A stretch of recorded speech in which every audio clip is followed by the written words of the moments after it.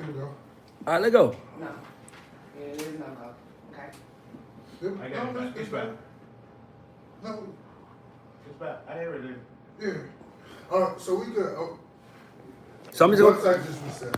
So and then 3, 2. From the top. No, I'm gonna just go from segment 2. No, nothing was said. We couldn't hear anything. Oh You shit. gotta start from the Okay, very cool. I'm top. sorry. All right, guys, my bad, y'all. All right, let's get it. All right, cool. Tell me, leave me and Jordy. I'm gonna do it right. And then 3, 2. What's good, y'all? This is Ray Daniels, aka the Culture Referee, and this is the Radar Report. And today, this is the Atlanta Midday Show. This is the Atlanta Midday Show with the Midday Crew. You know, we don't want to wake up early. I did not work my ass off to wake up at 5 a.m. to go to work.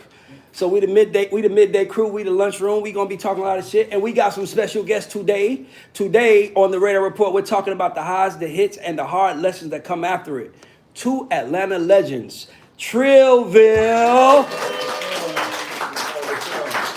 Trillville actually, we're gonna talk about this. Y'all actually are the people that made sex cool from the young folks. So we're gonna talk about that in a minute. Like, we was taking some cut. Our mamas didn't know what the fuck we was taking. We're gonna talk about that in a minute. And let's make some noise for my bro, Michael Montana. Put up to keep it real, about to come up to fall off and what it takes to survive this game. If you love music and you're gonna make it, this is the segment for you. This is the one for you. And we have a special guest today. This young lady is filling in for Rocky. Let's make some noise. Because it's her first time on camera. Let's be nice to Jada. I got you, Jada. Why Toby in here too? Let's get it, why Toby. All right, listen, and I'm sorry, we ain't got to clap because I want to run through it because we short on time. I'm sorry. We got people from the Patreon. By the way, if you're on my Patreon, you're always welcome to come by. We got DG in the house and Easy E in the house. They're my Patreon guys. Y'all, hey, they pay me a month to get information. I'm my motherfucking niggas. I love y'all niggas. Y'all can come to the house if y'all want. I don't give a fuck. Y'all with me. Let's go. So, let's get into it, guys. So I want to talk about the come up, the sound, and the start. So Trillville and Michael. In 2000s, Atlanta was different. People talk about Atlanta falling off. We're going to get to that in a minute. But let's talk about what it was like coming up in Atlanta in the 2000s, where you had to go outside, you had to be somebody, you had to earn your clout, and the only thing that you had that was making you big was word of mouth. There was no social media. You had to go on them talent shows, get booed, come back with another song. They didn't boo that time. Come back with another song. Oh shit, they sung the words. Come back with another time. They jamming to that shit. You know, like, keep coming back. Talk about Atlanta in the 2000s. And did you know you were part of something historic, or was it just like y'all was just having fun as kids? Hey, absolutely. You know what I'm saying? Never Ever was our first record. I was throwing parties, and we knew from the beginning, you know what I'm saying, that record was just gonna do something because every time we performed it, we had a whole bunch of high school kids. Never ever. You feel me? Yeah. And you know what I'm saying? Some cut was just the icing on the cake. In those days, just can't be reproduced in any kind of way. Because you know what I'm saying, it was just you had to be in the moment. People didn't have phones like that. You know what I'm saying? You couldn't fake it through the phone. You know what I mean? You couldn't trick it. You couldn't AI it. Put more people in the audience. None of that. And if you boo like you leave a bad comment now, you know you can't do nothing. You boo. Oh, you boo. Oh boy, you gonna get your ass. I can tell by him. He like the first nigga to run into the audience right here. He like the first one. Hey, boy, listen. Michael, how was it coming up in the early? I need you to get the right amount. I'm sorry, I just adjusted the mic a little. Oh, you got one. Okay, never mind. How was it coming up in the 2000s? Like, how was it the grind for you? For me, you had to be outside. I'm saying, like, you had to be like, I think I was like hand to hand. Like right now, only thing scan code. The scan code now. SoundScan?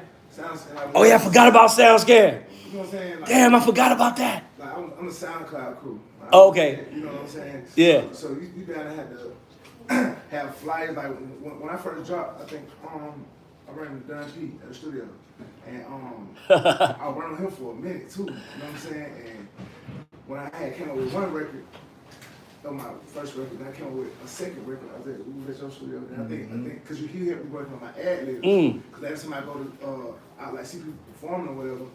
I was never an artist from the beginning, you know what I'm saying? I played sports or whatever, so I ended up being around the music industry. So once I started seeing people perform, I'm like, damn, see what niggas doing that music. I see, okay, cool, how they chant this and the crowd will chant back. They do this, the crowd do this. The presence on stage was there, you know what I'm saying? So it's certain things that I had to like learn before I even feel like I can make another record. I just want to say this. I appreciate you saying that because I think that's what artists are missing now. Like, it's the human connection. It's like, yeah, nigga, 9 times out of 10, they just gonna stare at you. But that one time, that shit make you feel alive like you never felt in your life. Like, I'm gonna do this shit. I'm gonna get this. No, straight up. No, big fact. And shit, I think my third song was Do It. Yeah. And, Third song you ever recorded. Ever recorded. You knew it was a hit? You know, no lie, you knew.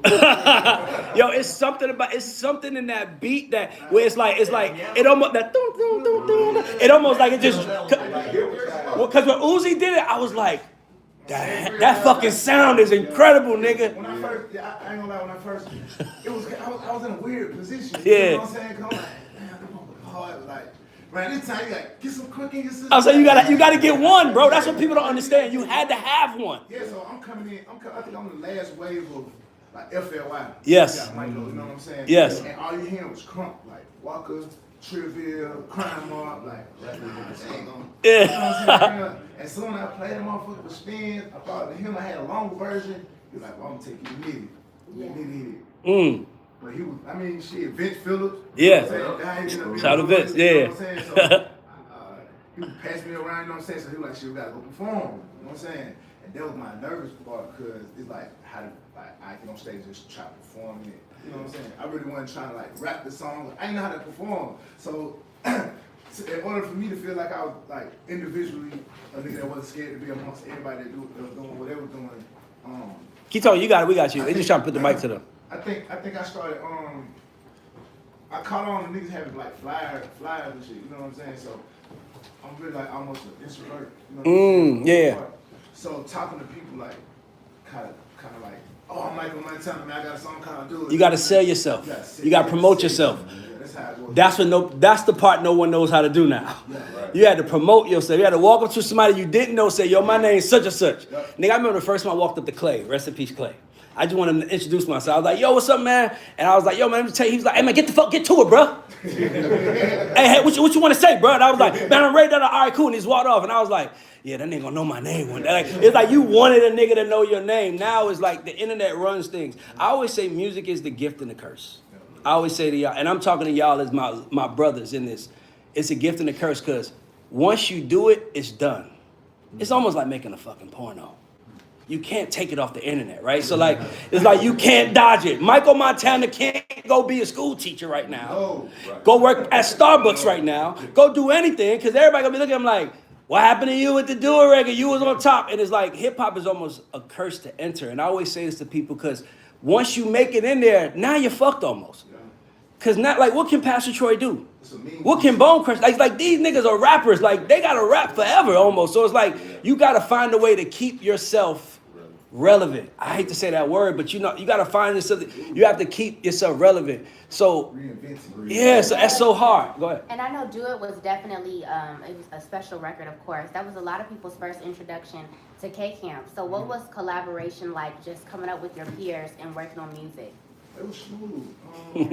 Smooth. It was He's already doing music, you know what I'm saying? But when I bought the record to him, I mean, not the record, I had the beat, you know what I'm saying? Critical, my man. So when I brought the beat to him, that wasn't his wave, you know what I'm saying? He didn't really too much. And he let me know that, he like the song, you know what I'm saying? So shit, I'm like, shit, we're gonna put this on top of this, bro. We in his basement. It's hot as hell. We in his basement. His mama Kemp came down there and she kept hearing the song. She I love the beat. She kept saying it. So shit. Mama Camp. I love That's that. what I got. Kemp had with I love that. Back then, shit, in 2000, you had nothing but turned up shit. You know what I'm saying? So I'm from the South Side, so I'm turned. You know what I'm saying? Yeah. The shot is so damn bad. I'm just like that. So I ain't had no melodic sound to sing a hook. You know what I'm saying? He did. He had a structured voice that he can come up with a vibe and hook. So shit, I brought it to him, I repeated the hook, he was like, nah, let me add this with this, and I put my verse, I love the record so long, I love the beat so much that I wrote, I think 2 pages worth. Oh, so you probably wrote like 97 bars. Yeah, you hear the first version to do it, you hear like the fucking extended version, like it's so long, like 6 minutes. So when I chop my verse up into some of the hook, you know what I'm saying? Like we're gonna start off on this floor, end up on that bed, running through my head, like that was part of my verse. Chop it up to a hook. As he was singing it, and I put the all the shit that went all on that made the song had level to it, you know what I'm saying? To make it so strong, I played the record like I know he had to go somewhere for a fact, but I had kept him in mama. I don't think he took basketball practice that day. Like I kept playing the song. This when Skype was out. So I kept playing on Skype like back to back. Spin like send me the song. DJ Spin like send me the song. So when I sent him the song, I think I was on the Hood Invaders 4. Remember it was mixtape series. That's the only way you get your music out, not playlists. Damn. Live mixtapes. Yeah. Damn. Live mixtape. Yeah, that was So, let me ask you, when y'all came out, was the goal, I think I know the answer, but I want to ask, was the goal to get signed? Like when you put out that, like when you put out those records, was the goal to get signed? Or was it like, we just trying to get some hoes, make some money, like put this record out? Or was it like, we trying to go global with this shit? Not for me. What would you done, Pete? Not for me. For me, it was a business from the jump. I wanted to be like Master P. Like I'm in high school, like I had contracts. Like Yeah. Hey, that's that Virgo in you. We trying to be business. But y'all all went to school together. Y'all went to school together. Well, me and him went to school together. Well, high school. East side. Hold on, Michael, what high school? Hold on, let me tell everybody at home something about Atlanta. You cannot claim Atlanta unless you went to high school. You have to have and we have to have known you in high school. You came in them niggas that came 11th grade, just floated quietly. You know how Atlanta is. You have to be known. Like your high school is like the calling card in this city. But I think that was the trick that we pulled. Because LA was a promoter throwing parties. Shout out to Columbia High School, you know what Oh, I'm saying? Hey, nigga said, "My forget me, nigga." But that was the trick that we pulled, right? Yeah. We wasn't just in our high school, we was passing out flyers Everybody. and all the high, so we'd skip school, run through the hallways in between classes and pass out flyers. Get the fuck out of Every here. school. Yeah, every school. Yes, for the parties. Yo, can I ask y'all something? Because you went to school here. It felt, and Alessia, you did too. When you went to school in Atlanta during that time, it felt like you needed to get the fuck out of school so you didn't get left behind. It was like, yo, I gotta get, like I remember Ludacris went to school with me. Ludacris was catching the bus. You will see him walk the bus to catch it to Hot 97 back in the day. And you had to be old enough. It was like, bro, I gotta grow up. It was almost like you didn't want to get left behind. I remember, and for Atlanta history, for people that don't know, a little history about Atlanta, we were like Booty Shake. We were like Kilo, Raheem the Dream. Our street records was like Memphis shit in Texas, like, and West Coast. Like, that's where we got our street shit from. Atlanta was really like Booty Shake, girls, whatever. And then I always say, it was this young nigga came, and when T.I. came, when Tip came, he changed the way we approached music in the city. It was like, think about how Kilo rap. It's me, Ali. Like, you'll get your ass whipped in the T.I. era saying some shit like that. Just being honest, right? You know what I'm saying? You'll get your ass whipped. So it's like we go to this era where now it's like Crunk is coming. I remember the first Crunk song ever. For me, at least, I was 16. Who you with, get Crunk, who you with. Now, let me tell you why that was important as a kid, because there was no raps on it. So remember, if you had to rap, you was either talking about bitches or you was street. And it was no raps. It was like, to the flow, let's go. Get them up. It was like, and we was turning up to that shit. And it was like, from that point forward, that era of Atlanta.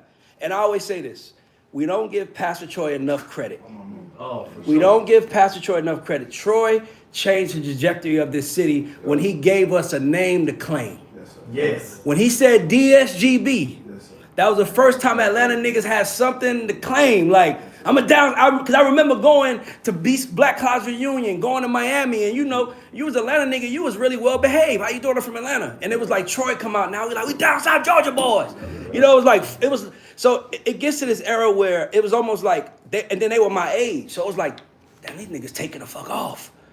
And I know you, I already know. That's why you stopped niggas the contracts in 9th grade. Because you like, nigga, I got to be ready by the graduation. So I always want to speak about Atlanta because it's a magical place for youth.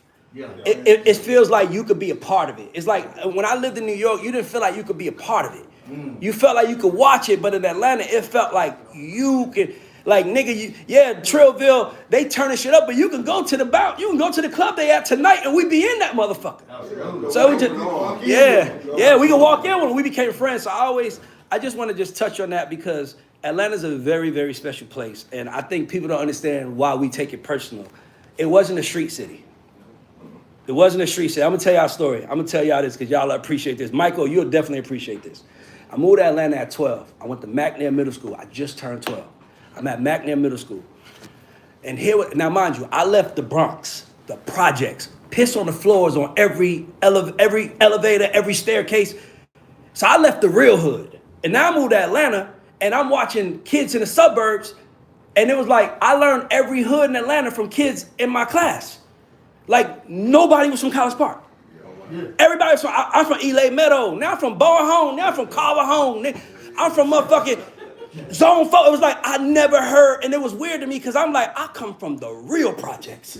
Nigga, where I seen a nigga get shot right in my face, and it was like my mom was like, keep playing.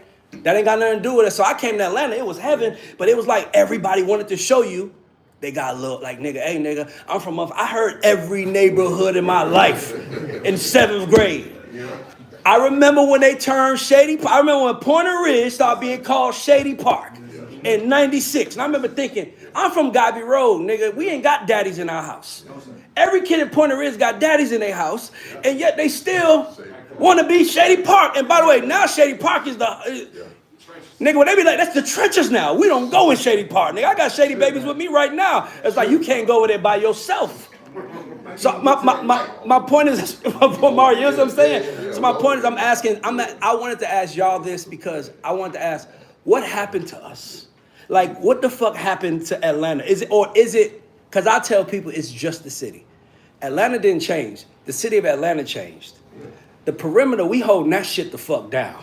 Nigga, you ain't coming to our side of town gentrifying shit, nigga. Nigga, we hold outside of town. So you know what I'm saying? Like, I don't care where you from Gwinnett. You like, nigga, I got the Migos up there. We representing.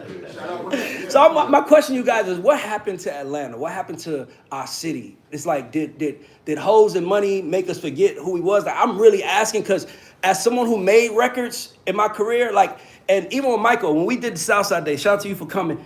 Like, I'm watching young kids have fun. Hip hop at its core was always for the kids to have fun, and then it became for the street niggas to come up. It stopped being for the kids, and now it started becoming for the street niggas. Like, fuck them kids, nigga. Nigga, we selling dope on Fridays, Sundays, every day, nigga. I'm a street nigga. And it's like, yo, but we're gonna lose the youth. So I'm just asking, because I feel like Atlanta, as Atlanta goes, the black America goes. As Atlanta goes, black America goes. So I'm just asking y'all, like, what do you think happened? What was the change that y'all saw on the ground? I think it became too easy. Y'all can tell me if it's separate. Because I remember 2015 when I got to college, I got to the city. That's when I'm starting to see people around me get into music. You know, realize people producing me and Playboy. You can see Playboy Cardi by 112. You know what I'm saying? You see the little Yachty outside. So once they kind of popped off and became superstars, it seemed like everybody else wanted to be a superstar. Niggas just needed one bar with it to be a superstar. Yeah. Boom, You didn't even need talent. You didn't even need talent. You just need to put us on. Huh? Internet sensation. You Internet just gotta sensation. go viral. I think when cause in our era, bro, you know what I'm saying? Like, you can.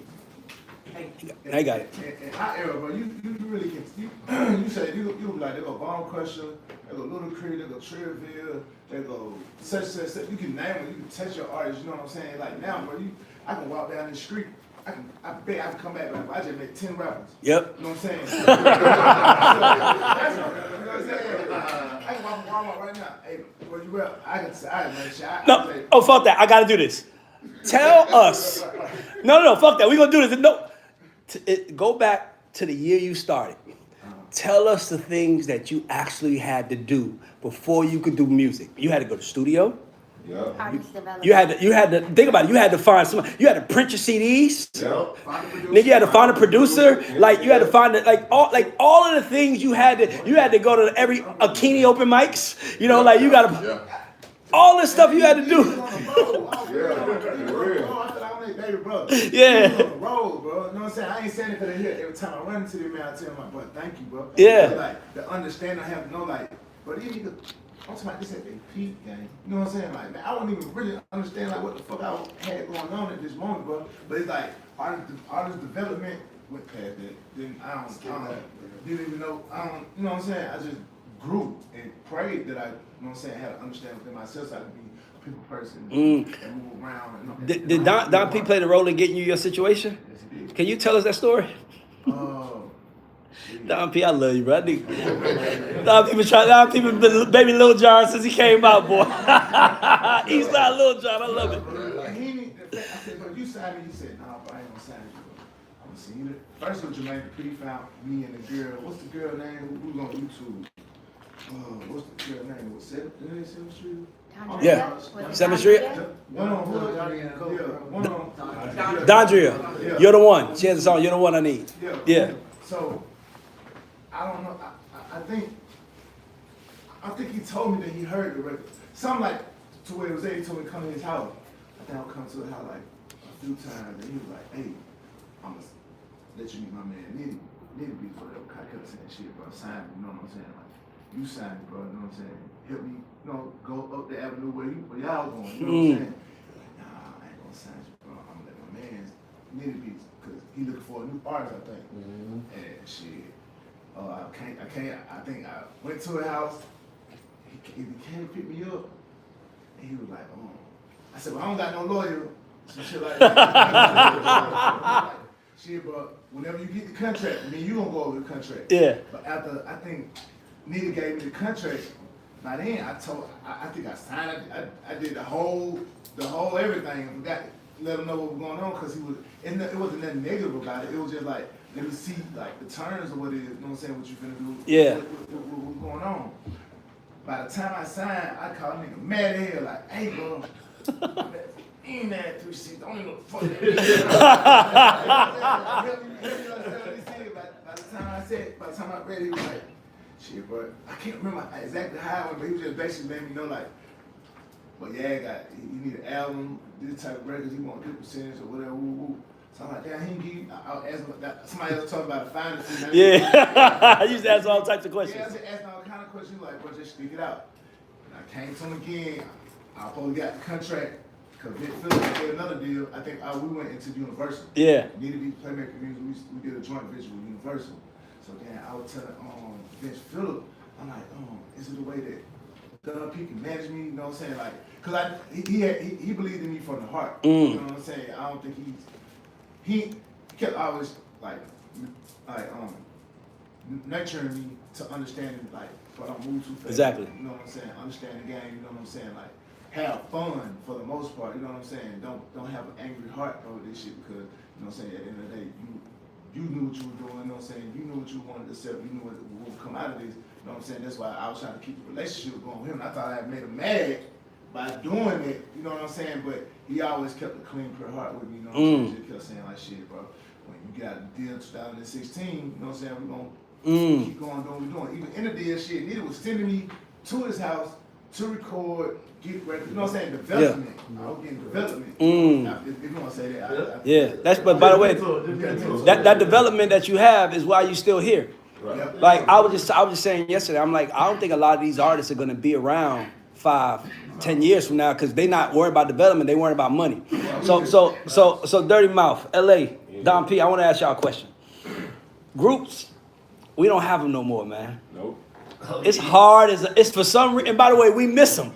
Groups, you know why we need groups as black folks? Because we need to see black men working together. I know that sounds crazy, but watching 5 grown men do dance steps like the Temptations made me realize we can work together. You know what I'm saying? We don't have groups anymore. Yeah. I think there are a lot of reasons, but you guys are a group that stayed together, still getting money together. Give us the inside of how it is to be in a group.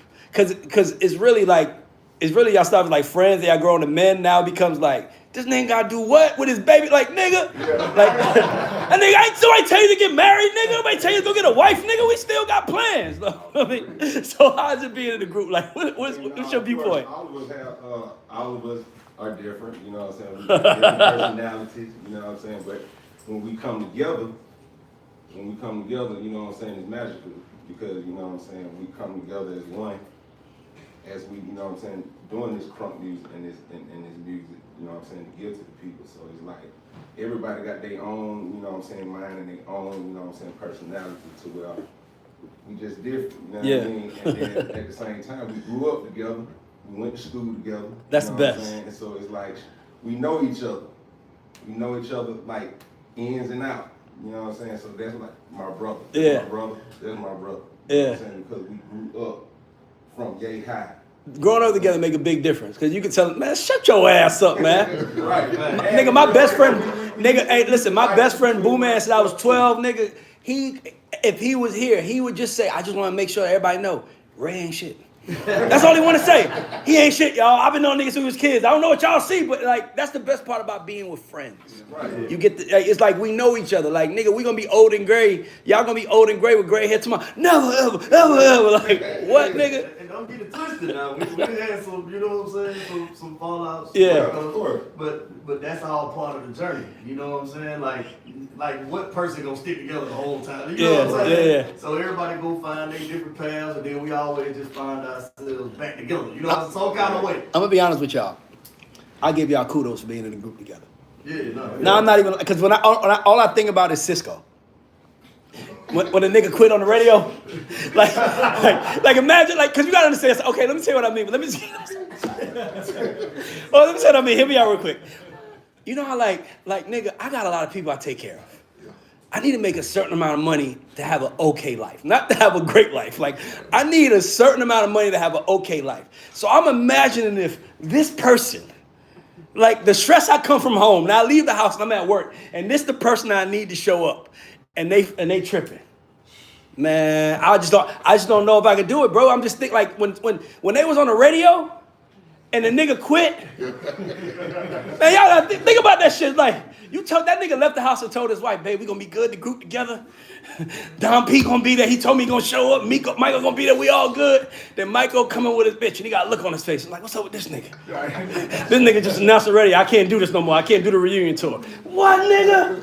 Yeah, and with you guys being signed, you guys were signed by Lil Jon. What was that like in terms of mentorship and you guys just trying to stay together, right?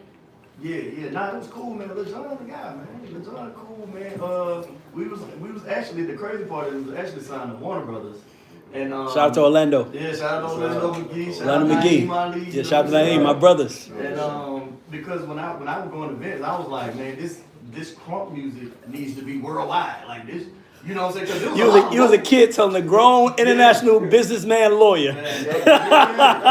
This shit need to go wild. I love that. I said, why we can't be signed? Because back then, you know, the Def Jam Sound. That's Yeah. what everybody was. Yeah. Why we can't be with Def Jam Sound? Yeah. Why we gotta be independent niggas? You know what I'm saying? You ain't want to get left behind. That's what I'm trying to tell you. It felt like the doors was closing. It felt like a portal opened in Atlanta. Yes. Shaka's the president of Def Jam South. Ludacris, we got to get the fuck on now. And then I seen some little kids called Crime Mob on the way too. I was like, oh, I really, we really got to hurry up and get signed. Now them niggas was coming. Boy. Yeah. So we had to hurry up and you know get our deal. But I was like, you know, we need to be big. So next thing you know, Warner Brothers, they signed us. And it was just cool, man. Lil Jon he's just a hard worker, man. He's just disciplined. Yeah. He just show you a different discipline. Like Yeah. we were partying, acting a fool. You know what I'm saying? Like once we got on, we was letting the goddamn. Yes. Oh, yeah. You know, I tell people, I always say the best time to win is later in life. Yeah. Facts. When you win too early, you don't know what you're I'll tell you doing. what I did, Rick. Tell me. I turned down $1 million deal because I ain't know the difference between a production deal and a label deal. They kept wanting to give me $1 million for a production deal. I was like, nope, I want a label deal. Nope, What? I want a label deal. But I'm glad I didn't get that money at the time. 'Cause you would've lost your mind. I would have shown my goddamn ass. Boy, I was acting the fool with $100,000. What? So you right about that. You know what I'm saying? Now everything come to me. I got the crib. I got, you know what I'm saying? I got properties. I got shit. So now instead of just blowing bread, now I'm like doing business shit, invest in stocks, all that. So, so let me ask you, when do you get to that point where you guys are focusing on, like obviously you guys can go perform, never ever cut, but then it's like, do you say to yourself, I want to put new music out, or do you say to yourself, because it's like you're gonna build something, right? So like you could be the person to say, I'm gonna take this money I'm making from these shows and invest in new music, or you can say I'm gonna invest in my restaurant. You know what I'm trying to say? Like I'm an owner. That's what I'm saying. Like I'm investing in my restaurant. I'm gonna get this everything I make. I'm gonna put back into the house. It's like, do you get to that point where you just make the decision where you like, Trillville gonna be Trillville, and I'm not gonna try to build on that. I'm gonna live off of it rather and build off other things, or is it like let's keep trying to put out music? I feel like you gotta do it all. You know what I'm saying? Do what you're passionate about. You know what I mean? I do have a catering and event planning company, Fonzo Catering. You know what I mean? Event planning. You know what I'm saying? Hey, by the way, hold on. I just had to do that. You wanna know why? We need more hip hop diversity around here. If you can sell 1 million albums, you can sell 1 million sandwiches. If you can market your song, you can market your business. I just want to challenge us to think like that, like what you're investing in. Yeah. Y'all being a male hip hop group, do you feel like female groups last as long or longer, or do you feel like the dynamics are just overall different? You know, I say, you know, they winning right now, you know what I'm saying? So it's like, you know what I mean, I say, I still like the same. yeah, like 50-50. You know what I'm saying? Cause them male groups be breaking up all the time. Right. You know, egos, you know, niggas got egos, testosterone. Nigga, New Edition is still saying, I think we okay right now. Oh, yeah. I think we're fine right now. I think we're gonna, nigga, y'all in y'all 50s. I think we're gonna work together again. Yeah. It's hard. So have you guys, like, do you guys see yourself in music? Like, how do you, like, I don't know where I'm at right now. Like, I feel like I'm in music, but I feel like I'm kind of by myself in it. Like, it don't feel like it's an industry no more. Is that me? You definitely created your own lane. Yeah. Musically, but podcast musically. Yeah, but what I'm saying is like remember how, like, look at y'all said, Michael said something. He said, we was talking about, he said, Don P was like, you want to sign him? Who want to sign? That was Atlanta back in the day, Skip. You walk in the room, when Rock City was coming in the city, it wasn't like it's somebody from the West Coast gonna get him. It wasn't like it's somebody from the West Coast gonna get him. We was like, who in Atlanta gonna sign us? Yeah. It was like Usher, Akon, Lil Jon. Like, it wasn't like we was thinking about New York. We was trying to figure out who from our city is going to put us on. Yeah. It was an industry. It was a place to go. Like, even with this place right here, like, nigga, I be telling my niggas, pull up. Just because I remember when I was coming up, I just needed a place to pull up to. Right. Yeah. If I didn't have a place to go, how was I getting on? Right. True. Like you said, if I didn't have a Don P to let me in a room to see how the record was made, like, it's almost like you just in your studio by yourself with your own producer, your own thing, trying to make records and take it to the people. That's what I mean by, like, it just, yeah, it's like a rat race now, right? You hear a lot of community. Do you guys feel like the community in music is still the same? Like, you could go and call whoever, I could work and collaborate. Oh, I need to go to this person's house. Do you feel like it's the same community today as it once was? I think it's going back to that. Yeah, okay, it's going back. Cause shit, look at the room, you know what I'm saying? So all you need is one person, and one person turn into two. And two turn to three, then you yeah. turn into a four, then, hey man, I got Michael, Trillville, such, I got new, it turns into a community, you know what I'm saying? A new community. Why Yeah. do you think we lost that in Atlanta in the music? Because everybody was for self. Yeah, I feel like COVID made you become like by yourself, like, you know what I'm saying? Like, it made everybody become oneself, you know what I'm saying? You know, back in the day, it used to be all you had to do was get one person to believe in you, and then they took you to the masses. Now you got to get the masses to believe in you to get the one person. That's the difference. It just kind of flipped, you know what I'm saying? Yeah. It's like, and because it's so easy, because technology changed everything. It's like anybody could be in music right now. That's what I mean. Like, it's like, in a world of 150,000 songs a day, it's like, where the fuck do you, like, where do the cool niggas go? Where the good niggas go? Like it was 150,000 songs being made back in the day, but they just wasn't put out. You had to work too hard to put it out. Yeah, you had to, nigga, y'all remember the FYE hustle? Y'all remember the FYE hustle where they would send you the FYE and you sell you be in there for 3 hours and you sell your single, and if you sold 350, you charted on Billboard that week because you sold 350 singles. Like, It's almost as if the boundaries are different because now you have AI artists getting into multi-million-dollar contracts and record deals, right? So it's almost like we give the internet a little bit too much power. Do y'all feel like the internet was leveraged, or do y'all feel like the internet can also kind of hinder? I want to say I didn't give the internet no fucking power. Like I do think that there are people that give the internet power, but I think that comes from the I wasn't made on the internet, so I don't give a fuck what the internet say. So I come from that world. Like I don't give a fuck. Like I've confronted so many people on the internet that was like, yo, what the fuck is up with you? Nigga, why the fuck? I thought we was cool. Why you talking crazy? Bro, I'm just trolling. No, hell no. Imagine me trolling that skier.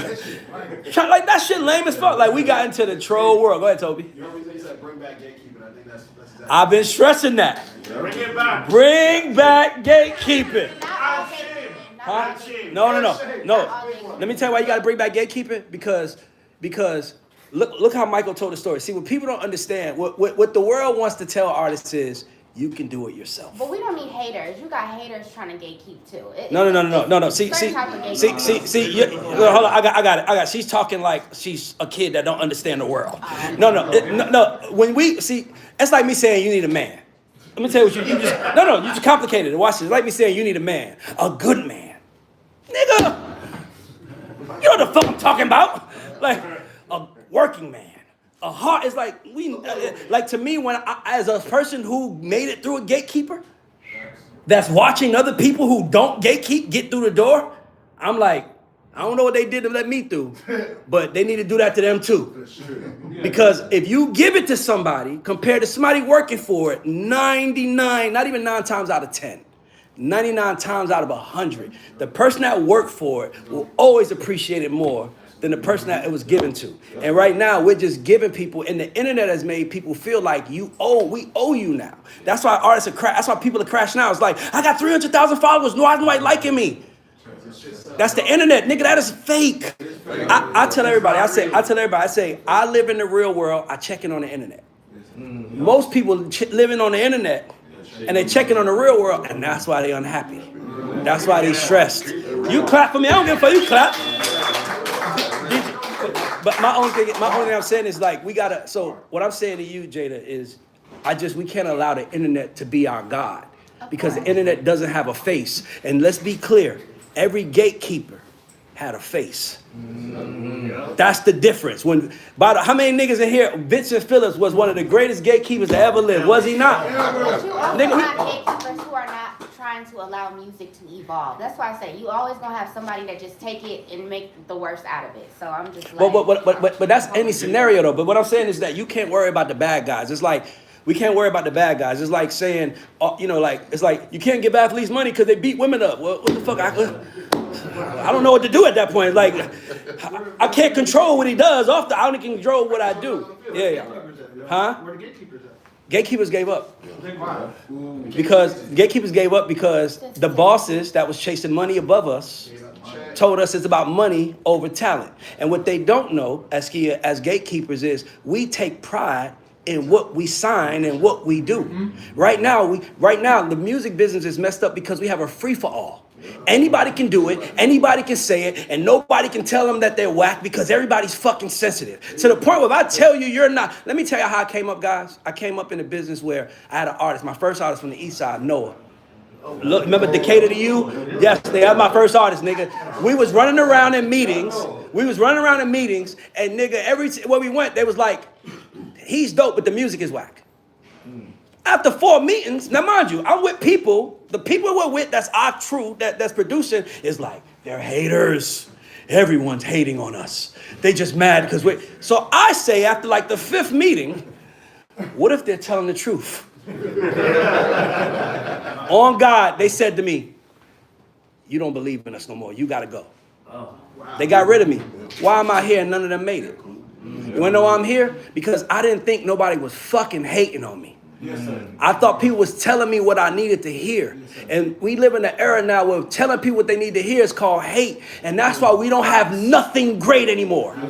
That's why we don't have nothing coming close to Beyonce. We don't have nothing coming close to Chris Brown. We don't even have, remember when Chris Brown came out? That's the next Usher. Well, Usher came out. That's the next Michael Jackson. Who's the next Chris Brown? When the last time we said somebody that has the potential? It's offensive. Well, It's gonna offensive. be different. There's a sensitivity now. Like the whole landscape is just different. So I mean, how would you bring it back in a way that is not gonna lead to people complaining and people? Oh, I got it. What I want to say is you just proved the point. People complaining. I don't give a fuck. When you're on, let me tell you something. This is why we got to get back to the old ways. It's like sports. Sports still come from the old mentality. I'm here to win or I'm getting fired. Right? That's the old mentality. And now in music, it's like, yeah, but what if we can always find a way? Gatekeeping is needed because whack shit has flooded through the gates. And somebody, by the way, I'm not even saying it has to be a label. It could be Spotify. Spotify could say real artists, internet artists. Shake it off. Just real artists, like or just the blue check, like real artists, internet artists, or like tiers. Imagine if there was tiers. If you in the millions of monthly listeners, you get a black. If you in the fucking the hundreds down, you get a gray. Nigga, I see red. You a red artist. We gotta find a way to separate them. And the reason why we can't is because people gonna complain. Since when did complaining stop us? Nigga, we are all Falcons fans in here. Do we not complain? Do they give a fuck? No. That you felt like needed to be gate kept. What? Are you serious? All of them. Name one that don't need to be gate kept. Name an artist in the last 5 years that don't need to be gate kept. You saying all of them? You saying NBA YoungBoy needed to be gate kept? Yes. No. Can I say why I think NBA YoungBoy should have been gate kept? He's the one that said. Can I tell you why he should have been gate kept? Because NBA YoungBoy probably is at AI level. If you compare it to basketball, right? He's probably the AI of basketball. If he had coach, he could be Kobe. There's always room to grow. That's the problem with our culture. Just because a nigga making money, he won. That's the problem. Girls on camera sucking dick. She's making 6 figures. Oh, that makes it okay. She made 6 figures sucking dick. I can't say nothing no more. We have allowed money to dictate cool. Money has never dictated cool. And my thing with NBA YoungBoy as a coach, see, this is the difference. You could be speaking from a fan standpoint. He might not be. But as a coach, he can slow his words down just a little bit.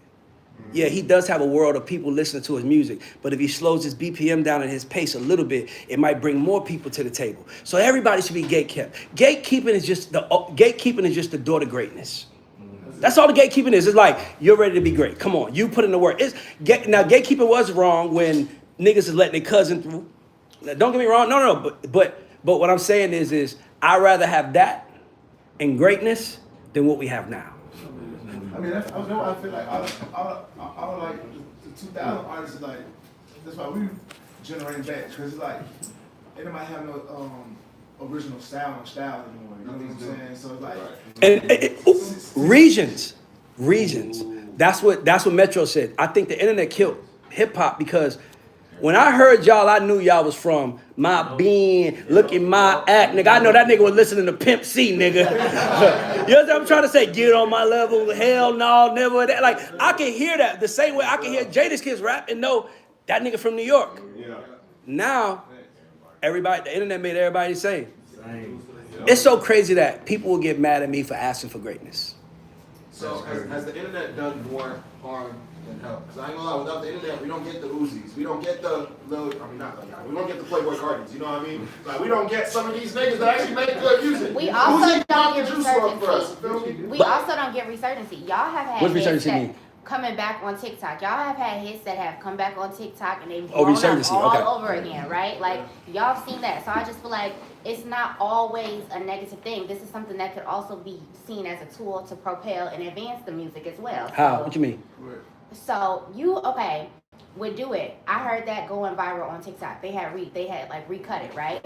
So I'm sure that you benefited off of that in some shape, way, or form because it's coming back. It's, you know, it might not, it was hot when it first dropped and then now it's back again and it's back in a different way. So it's like, it's not always a hindrance. Sometimes it is propelling the artist. But I feel like, especially, oh my bad, I was about to say, in your case, I feel like that's just the stamp of a timeless song. You know what I mean? Like, Uzi remixed your song first in 2019. Then 7 years later or 6 years later, it's on TikTok going viral again. Yeah. That means no matter whatever generation hears this shit, it's slapping. It's fucking with it. A hit is a hit no matter what era it's in. Exactly. They bringing it back with the white cage. Yeah. And when I seen it, that's that we was doing the hold up, the eating, like we were doing that then. Yeah. You know what I'm saying? So for them to come out like I'm so ATL, that's what they mean. I'm so ATL, like Yeah. So for them to like, man, listen, I'm about to leave here and go do a Far Park Middle School to perform. I know for a fact, my son was born that song. Y'all don't even thought about these. These gonna be what 2030 graduates. You know what I'm saying? But that made me get the Ray Daniel fuck the internet, but thankful for the internet kids. Yeah. And that's what I mean. It's a freedom on the internet that we should all take advantage of. But you know, it's taking advantage of shit. You know, eventually somebody gonna make some shit and be like, I think I can make this work, and then it works like that. So I mean, that's why all of our songs getting controlled. All of our songs are getting flipped and generated because niggas ain't coming up with originality, bro. When I first heard niggas make a new beat, I'm hearing like, and they come on drill. Yeah. I'm like, oh yeah, I can get to it. Yeah. The way that we created is coming back. This originality, you know what I'm saying? So like, I feel like we're gonna have that for the next few more years. But to see like Glorilla and all these other artists like doing that shit, it's just like, oh yeah, that's hard. We did that. Yeah, you know. That's because of gatekeeping. Yes. Go ahead. I say that's because of gatekeeping that you have the hits. Yes. If we didn't have gatekeeping, who won't have the hits? Bro, I remember. You remember? Like, I just wish that artists knew what it felt like. To be told no. No, that. But I was gonna say part of it. What I'm saying is what it felt like to have to try. Right. To have to try is like that doorman, right? Like you see them let somebody else in, and you like, I gotta get in this bitch. And you try and you say it, how much you try to be a nigga friend, and he tell you that ain't gonna work. You know, you just try everything you can, and then you realize you just gotta turn into what he lets in the club, and then you become better, and then you like dog. I just miss it, man. I remember when Busta Rhymes got on our record, and we couldn't wait to take it to Royal Peacock, because we've been performing it. And we performed it, and right after we performed it, we were like, now play the version. They hear Busta, they're like, yo, y'all got, it was like, y'all almost out of here. It was like you wanted to get on a rocket ship. Now it's like, and I think that it's not as exciting as it used to be. The internet, it has us all so siloed. So like, we don't see each other. So we don't really, I don't even know what it's like to be myself until I go out. And I'm like, dog, I was at the airport just helping this girl with her stroller. I'm just helping her, like, oh, let me help you. And then she looks like, oh my God, it's you. And I'm like, what? Like, I'm not even thinking, but the internet made that. Mm-hmm. Nigga, all I do is do this right here. Well, I shut down, the staff does everything, and I go in my office and work. Nigga, it might as well not even happen. This might as well be a meeting, nigga. We just filming a meeting right now. And then you start realizing how much it's changing. But all right, so I'm gonna get into this game we're gonna play. It's called On Ray's Radar. I'm gonna have you guys finish the sentence. Anybody can play, but finish it quick. The whole game is 5 minutes. Okay. Right. So the one thing money can't buy in this game is what? Integrity. Happiness. Happiness. I like that one. That's number one. You won. 1 point for Mike. I ain't gonna say 1 point for Mike. We gotta get that nigga a point for that. I agree. Okay, cool. So, finish this sentence. The biggest lie the music business tell artists is what? That you're actually good. They're your friend. Yeah. Go on. Anything? Nigga said push mic. No, it's all good. All right, cool. Next one. When the spotlight fades, all you really have is what? Your loved ones. Yourself. Yeah. She said your loved ones. I ain't gonna lie, Jada. Sometimes your loved ones be like, fuck you, you ain't hot no more. Yourself. I didn't say loved ones. No, you said yourself. Yeah. I said loved ones. Now you got Beyonce loved ones. I got what? Beyonce, like me, myself, and I. Yeah, me, myself, I got you. All right, cool. Two more. The music gang will humble you faster than what? Anything, nigga. Nigga, you will go from your phone ring. They don't tell you about when you go from your phone ringing, your project manager calling you, your booking agent calling you, your lawyer calling you, your manager calling you. Everybody want to see you too. So you ain't got no music. Damn. Yo, Michael, what's up, my nigga? What happened? About 25. Old phones. Hold on, Doechii, what it is, sample from Trillville, some cut. How y'all feel about that? Oh, man, amazing. Nigga, Don't you say it, y'all? Shout out to shout out my boy Jay White too, man. He killed that beat. yeah, he killed that shit. He killed that beat. So how does the sampling process go? And do you like have an idea like, okay, this person is gonna crush it, or do you like sometimes depending on the artist, it's like I don't want that person doing my song. I mean, we've been lucky to have nothing but pretty good ones. Like honestly, we haven't had like a whack one yet. Okay, good. Megan Thee Stallion, she just. Yeah, she just sampled it. Russ and Beer sampled it. Drake did a sample.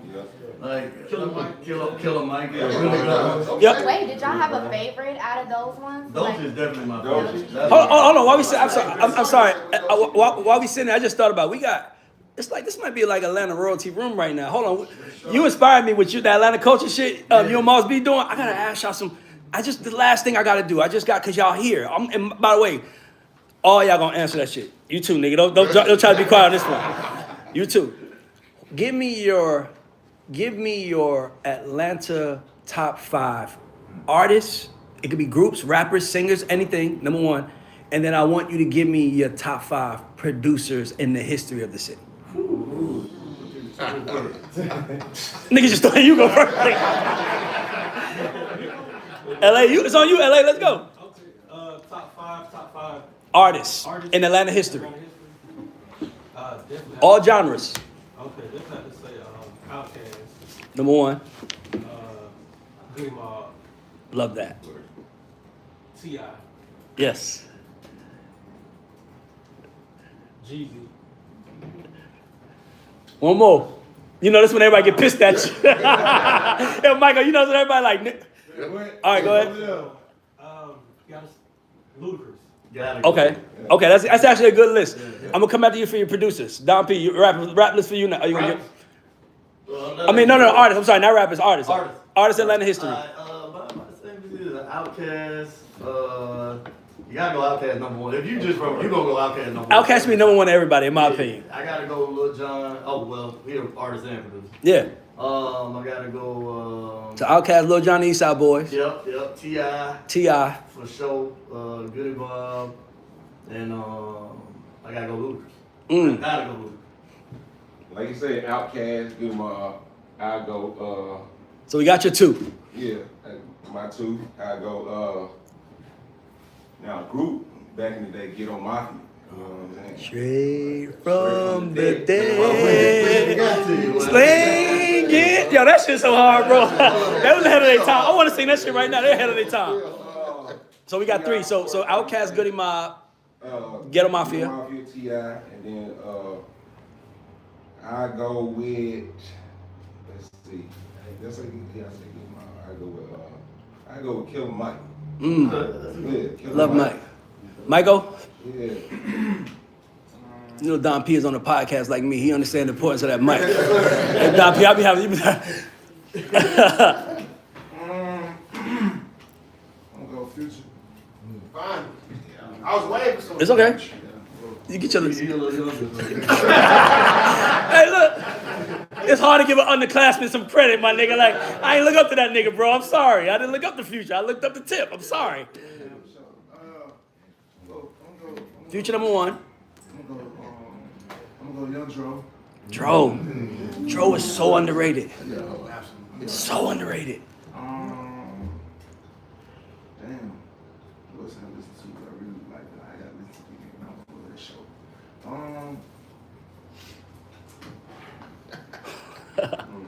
Hold on, we got so far. We got Future, Dro.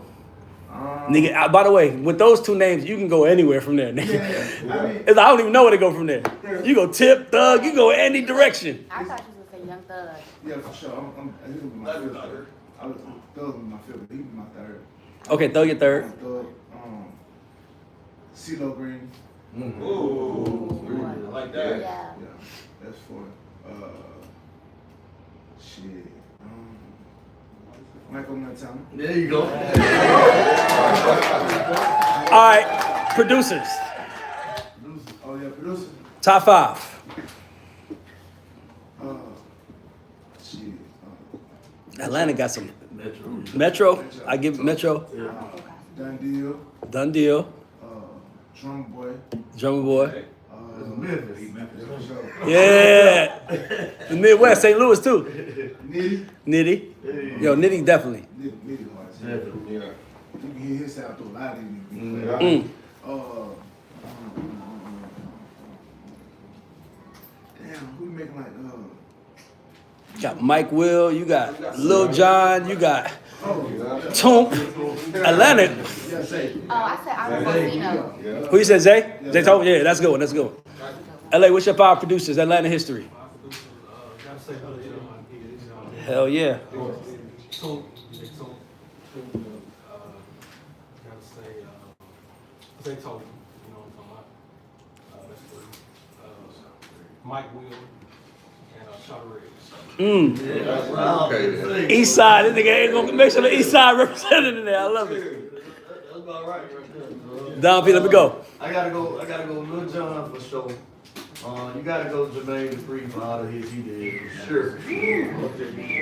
I forgot we got this is a giant. You might be having giants in the room. Forget about it. You gotta go Lil Jon, JD. Lil Jon, Jermaine Dupri, man. Metro. You gotta go Shawty Redd, DJ Toomp, One more. and I'm thinking, damn, my last one.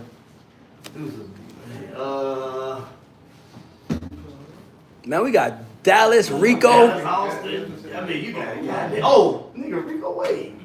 Yeah. Rico Wade, of course. What's up? Nigga. I'm gonna tell y'all my list. I got y'all. Yeah. All right, mine is, of course, Lil Jon, you know what I'm saying, Shawty Redd, Toomp, Jazzy Faye, and my guy, Don Peace. Oh, man. I love that shit. No, nothing, John. We're gonna do it like this. He gave it for you. I'm gonna tell you this. And the producers, I always say, as long as Rico, Jermaine, Dallas, and Lil Jon is there, I don't care who the 5th one is. You could put Metro, you could put Mike, you could put Toomp, and I'll be fine with anyone. But to me, I feel like when you look at Atlanta, Lil Jon created a genre, a world like that took over the world. Can't get Smurf. Yeah, no, Smurf too. I forgot myself, but I'm saying you could add Smurf to that list, and I won't be mad either. I'm just saying, to me, John, Rico gave us Outkast and Goody Mob. Nigga, and Future's his little cousin. He had Future first. Dallas he's the black white boy. He was doing Madonna, Michael Jackson, the big shit, Pink, everything. You know what I'm saying? And then Jermaine, of course, is like the big star from the city. And so I always say, if those 4 are mentioned, I don't care what the 5th one is. No, fair. But those 4 gotta be, to me, those 4 are like, Yeah. you gotta give a seat for I can't them. forget my dog Polo Dunn. And Polo could be in that list too. Polo Dunn. I ain't gonna lie, I know I'm with some OGs Go ahead. right now because the list is completely different from mine. Go ahead, give us yours. So, you know, rappers, we gotta go with T.I., Future. I don't know how anybody said, Michael said Yes. Future, Young Thug, Gunna. Oh. In Atlanta history, And rest in peace, Rich Homie. Bro, Gunna's kind of shitting on anybody from Atlanta right now, so I'm gonna give it to him. Plus, Okay. it's my era. listen, let me tell you something. Shady Baby. I've been knowing Gunna since a little kid. That's my nigga. But in any list from Atlanta greatest artists that don't have Outkast on it, you are officially not from Atlanta. You know I'm from Toronto. No, I know, but I'm just saying Atlanta is like to me Atlanta is like what an Outkast is to Atlanta is what Big is to New York. Like I feel like no one in New York hates Big. Like nobody in the city should hate Outkast. They're the greatest group to me to ever do it. And on that note, that's the show. I appreciate y'all. Trillville, hey, I got anything going on? Michael, you got anything going on you want to talk about before we wrap up? Man, I want to give You know what I'm saying? I have my lungs right now to be amongst y'all right now. You know For sure. Feel like I haven't reinvented myself, you know what I'm saying? I got this HBCU tour, you know what I'm saying? That's about to get ready to kick off with they don't want me to say the name, but It's all good. Nigga, hey, listen, you're getting money. Yeah.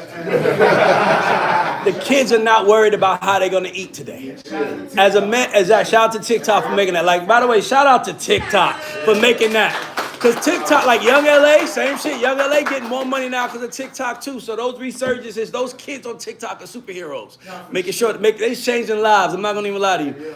Trillville, anything. Don P. Hey man, we got everything coming, man. We got the movie coming, you know what I'm saying? Welcome to Crumpville, you know what I'm saying? Yeah. Basically the story about what we were talking Yeah. about. It came up, you know what I'm saying? Write a role for me. I want to be the party, the club owner that's like, y'all little motherfuckers got me fucked up.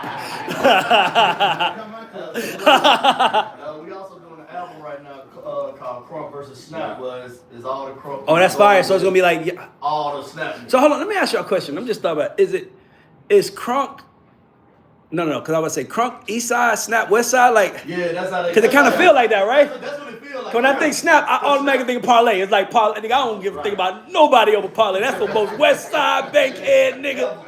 That's my nigga. Yo. Because they music come from the pool pad. So Yes. pool pad was on And y'all, what was y'all club? Club Chocolate? What was y'all club on the East Side? Atrium. But we was everywhere, but our hub was the Atrium. Atrium. Yeah. I'll be real with y'all. I'm from the South Side. I ain't from the East Side much, man. Prime time. See, we had more clothes on the Because y'all had two parents' households on the East Side. The West Side, you might get your ass with, nigga. Every time I went to Club Crucial, I saw somebody get the shit beat out of them. Don't get it twisted, though. We was in the warehouse too, though. But see, okay, I'll just say something, man. I just love being from Atlanta. Because if you're from Atlanta, you rep two places. You rep the city, and you rep your side. Yeah. Even if your side is in the city. Yeah. You rep your city, you rep your side. And I just love that because it's like, you know, like we grew up hanging out on like Club Legend, all the South Side clubs, but when you go to them city clubs, you kind of knew it was the best of the best from that side of town. It was the niggas from that side of town getting a little bit of money, right? It's like them niggas from Old National that wasn't getting enough money. They was like, I'm gonna stay right down here. I got buy these $3 drinks. You know, you go to the city, it's up. So on that note, I appreciate y'all, man. Thanks for coming, man. This is a radar report. Hold on. Let's all at the same time make some noise for Jada. This is the first time. And by the way, and she's 26, and she's the only girl in the room, and she's like, fuck y'all niggas, I'm ready to fight. I'm giving you. Thank you. Good job. And on that note, we out. Let's go. All right, I get to hang this shit up now. See, people don't understand.